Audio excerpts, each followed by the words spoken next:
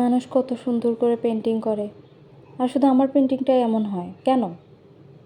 কত কষ্ট করে আমি ব্যাকগ্রাউন্ডটা করলাম, ঝাড়ঝোপ দিলাম, নিচে এসে আর ঘাস দিতে পারি না। এই ঘাসের জন্য আমার পুরো পেন্টিংটা নষ্ট হয়ে গেল। আসসালামু আলাইকুম গাইস, আই হোপ তোমরা ভালো আছো। তো আজকে আমি বসলাম ক্যানভাস পেন্টিং করতে।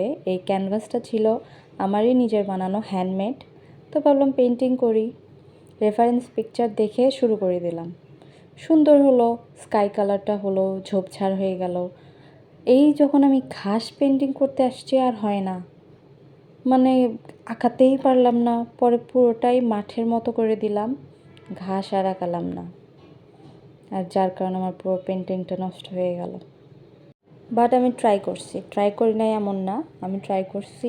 আই হোপ একটু হলেও তোমাদের ভালো লাগবে। সেই তো এখানে আমি বারবার ঘাস দেওয়ার চেষ্টা করছি, হচ্ছিলই না। দেন আমি ভাবলাম যে পুরোটাই আমি মাঠের মতো করে দিব।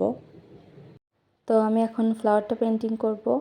আমি এখানে দেখাতে চাচ্ছি গোধূলি সন্ধ্যাবেলায় মাঠের ভিতরে একটা ছোট্ট কাঠগোলাপ পড়ে আছে। আই হোপ আমি কাঠগোলাপটা ফুটায় তুলতে পারছি। তো এখন আমি আউটার লাইনটা করব ব্ল্যাক কালার দিয়ে।